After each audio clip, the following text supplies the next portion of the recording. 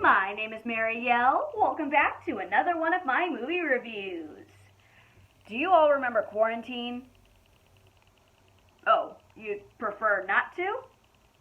Well, Sick takes us back to the beginning stages of the pandemic. There's a lot to talk about regarding this movie. As we make sure that we are alone, let's start in on this review of Sick. Sick is a 2023 film. Taking a break from the pandemic, Parker and Miri go to a solitary house on the lake for the weekend. Only, they are not alone. Stalked by a stranger, the girls must fight for their survival. Sitting on the edge of my seat, I misjudged Sick too soon. Sick copies most tropes from other horror slasher films, like Scream, which was distracting. Not only does the film use the pandemic in its plotline, but Sick is also a clever and gory film. At first, I thought Parker and Miri were your average stereotypical friends who did dumb things and would not have any character whatsoever. While they did do a couple of dumb things, these girls had impressive fighting skills. Gideon Adlin and Bethlehem Million were terrific in establishing their characters' friendship.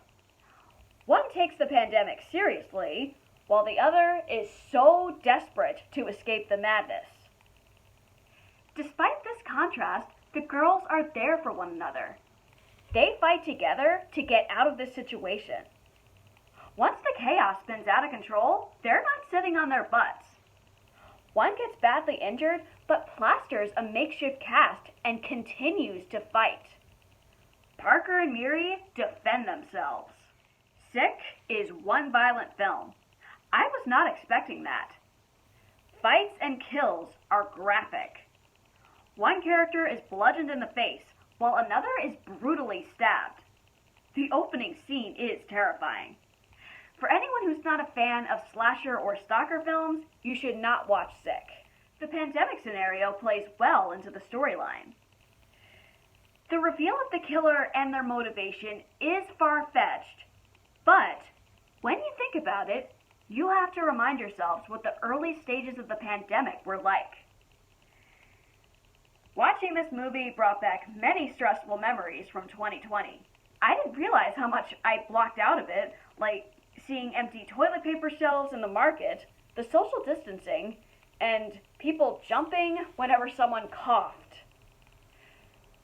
There was one instance where writers didn't do their research involving COVID testing. The setting for Sick cannot go unmentioned.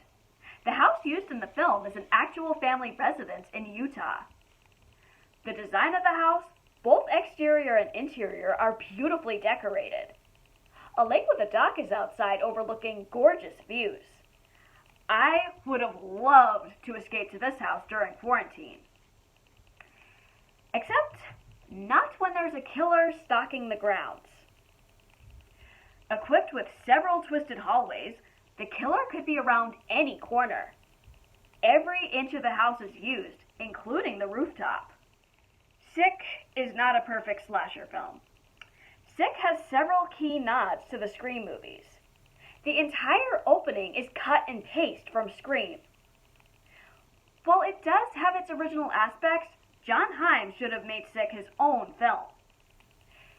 Despite some noticeable slasher film references, the film has excellent twists. One scene made me so frustrated that my mouth was agape realizing what was really at play. Himes did a great job with the filmmaking. The technical elements should not go unnoticed. The beginning is set up in this amazing one-shot. Himes establishes the horror. Sick is not the type of film that you should watch alone. My heart was racing as I enjoyed every moment of it. Check out Sick, streaming on Peacock. If you've seen this film, what did you think of it? Did it scare you? Sunday is Mother's Day. What's a better film to review than Lady Bird? Like, comment, subscribe to my channel or to my Patreon. My name is Marielle, and this has been another one of my movie reviews.